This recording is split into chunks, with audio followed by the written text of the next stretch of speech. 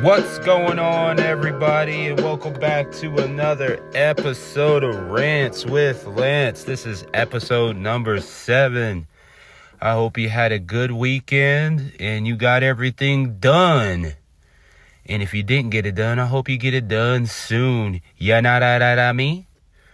So, hope everything is going good. It is Tuesday today, and we're recording a day late. But you know what? Better late than never. Because not doing it at all, that ain't no good. It's, how do you see? It's not any good. If you don't tend to your lily pad, it will sink. Okay, so, make sure you tend to your lily pad out there. All right, let's talk some skateboarding.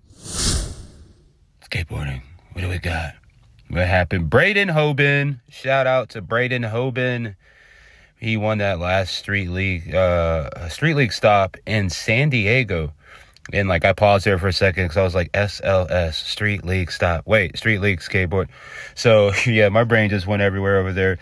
But I watched the highlights from that. I'm not really an avid street league watcher, if you will. I don't like the whole format of it sounding a little bit too much like a sport, if you will. And skateboarding is whatever you want it to be. At the end of the day, it's not just my point of view. It's not just your point of view. It's as a collective, and it's how you pursue skateboarding. So to some people, it is a sport. To me, it is an outlet and an art form before it is a sport. But listening to Street League, like if I'm in the kitchen or something and the Street League's on, and it just sounds like a football game is on, and I'm just like, oh, with a nice kickflip backside tail slide, coming up a little sketchy on the landing. Yeah, let's go to you over there, John. How's everybody on the women's course?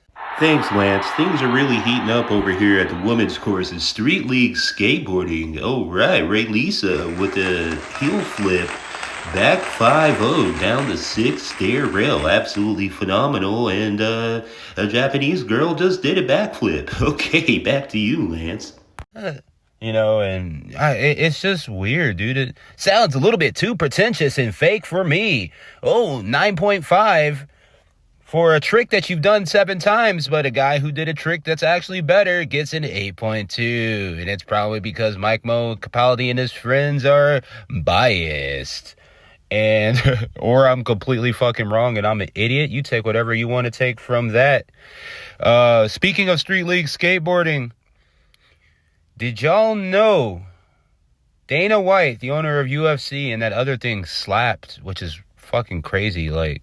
People really be lining up. It's just like, all right, nigga, you smack me, and then I smack you. And then you smack me, and then I'ma smack you, and we gonna see who wins. Cause I be smacking. Where the baby powder? Where the baby powder? I wonder if those slappers have baby powder sponsors or something. Do you like smacking the shit out of people? I mean, absolutely smacking the dog shit out of people. Well, try Johnson & Johnson's new baby powder. We suggest not using it on babies and finding a full-grown adult to smack the shit out of. Hopefully there's money on the line. If not, at least there's fun. Alright. Buy now for only $9.99. Because they always put chalk on their hands and whatnot. So, man, anyways, Dana White, the owner of UFC, I guess, WWE now? Or they did a merger. And the Slapatorium. This dude is a co-owner of Street League and Nitro Circus. And Nitro Circus, I don't really care, dude. I don't ride bikes. And yeah, they have some skateboarding stuff in there. But overall, the whole presentation it's just something that doesn't interest me. Cool, fireworks, big jumps. That's awesome. Wow. But that's something I have literally zero access to, and it doesn't motivate me. And I just don't care. I feel like Nitro League or Nitro Circus is for people who don't do those things so they can see this big spectacle. But it really blows my mind that Dana White is co-owner of Street League Skateboarding. So I don't know what that actually means for the future of Street League. Maybe that means more resources will be allocated to the brand and it'll be better for skateboarding, or it'll start to become way broed out, bro. Fucking brought to you by Tap Out, Street League Skateboarding. Monster energy drink. We're already there at Monster. But yeah, dude, they're gonna have like whey protein sponsors and shit, and it's gonna be insane. Now, if you tie in Street League moving forward, according to Dana White, if you tie in Street League, you gotta enter the cage match, brother. You gotta fight each other to the death to get the WWSLSE Heavyweight Championship belts. You gotta fight each other like it's the 1980-something movie Bloodsport. And one person has to do the splits, and then you gotta punch them right there in the junk at the last second to win. It's the only way you can win if there's a tie at Street League. Of course, none of that's true, but it would be a whole lot cooler if it was, man.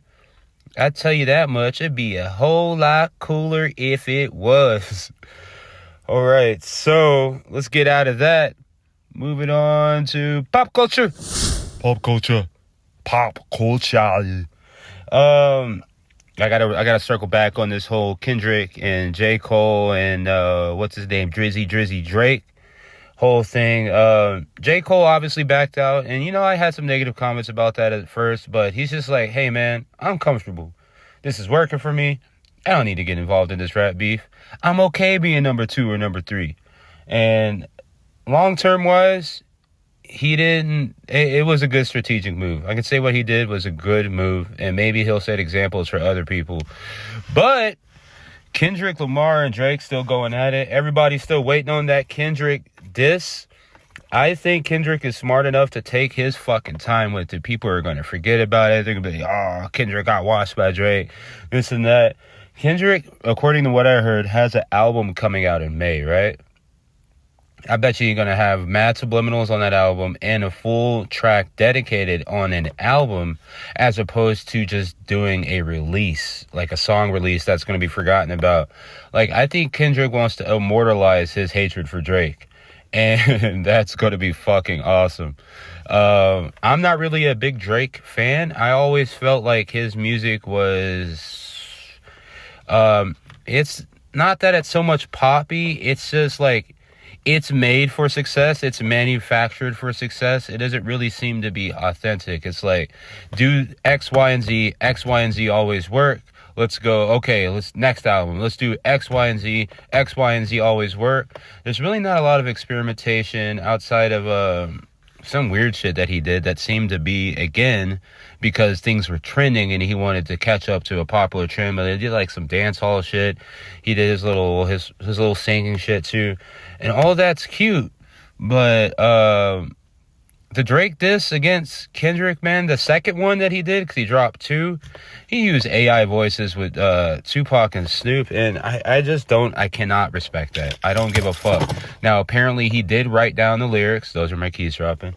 Apparently he did write down the lyrics, and then like they coded the lyrics to the AI voices, and yeah, sure, that's cute. But, like, if anything, if you want to insult me coming from you, not through the voice of a dead man, like, not through the voice of somebody who doesn't probably even care about the rap beef, which is Snoop Dogg. But I just found that extremely corny and disingenuous, and I hope Kendrick Lamar is in the kitchen cooking up something great, because that shit is going to be mwah when it drops. Delicioso, you know, so? Delicioso. So, yeah, man, that's all I gotta say about that. I am just like, what the fuck? That's weird.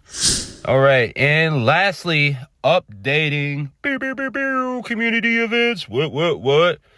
All right, so there's gonna be a lot of shit popping off in May, y'all. A lot of shit popping off in May. So don't forget about us, May 4th, Sonic Ditch. We got the very first Rip the Ditch contest, brought to you by myself and the Ugly Clan, my boys, my homies. We're throwing a contest there May 4th. We're throwing a contest there May 4th, 1 through 4 p.m. If you're listening to this and you're planning on going, it's important to remember it will be a Saturday. It is starting at 1. Do not park at Black Rock Coffee. Do not park at Walgreens there, or CVS, whichever one. Directly across the street by McDonald's is a huge fucking parking lot. Park over there, walk across the street. We need to save some of the spots by the bank for the vendors. After that, it's all free game. There's another parking spot right behind that in the little medical center. A lot of those offices are going to be closed. I'm actually going to drive by there this Saturday to make sure I'm correct about that, because I looked up some of the businesses, but I didn't look them all up. So I'm going to verify that. I'm going to post another map on Ugly. That way everybody knows where to park. That way we can have a good time, a safe time, a fun time, and see some badass skating. So don't forget, Rip the Ditch, May 4th, hosted by Ugly Skateboards, sponsored by a shit ton of people, Cherry's Wheels, Insanity Board Shop, Deli Skate Shop, we got Eat Apparel, we got Sabbath Skateboards, we got Mongo Chatter, we got You versus the World, we should get some skate soap in there. So, and I'm sorry if I missed anybody. I'm all over the place. But May 4th is going to be sick. May 11th, there's going to be a contest at Pleasanton Skate Park. And we're going to help sponsor that one too. But we're not the host. We're just going to be throwing in some of our products. And you'll probably see us do a little bit of skateboarding out there as well. So stay tuned for that one. Mongo Chatter is going to be the lead on that one. So make sure you're following at Mongo Chatter on Instagram to stay updated with that one. Lastly, there is a planned Trav Jam, and Travis was a friend of everybody's here in San Antonio, Texas, and the surrounding area. Legendary skateboarder. Everybody loved him. Positive dude. Unfortunately, we did lose him a few years ago. But we throw an event every year, and it's really not so much me, it's the other guys that are closer. But I know Travis, so I like to help out. But we'll be helping sponsor that too, and I believe that's going to be May 18th at Seguin Skate Park. So make sure you're following. I'll tell you who to follow on that one. I know Preston is going to be doing some of the stuff for that, and Andrew Dostal. Anyways, I gotta get a few more details on that. So May 18th there. Then on the same day, May 18th, Longview, Texas, Ugly is helping sponsor another contest. It was actually a canceled contest that should have happened in February, but it never went through. So now it's being done in May. So yeah, I'm going to be posting about everything. I'm going to be sharing it to my stories.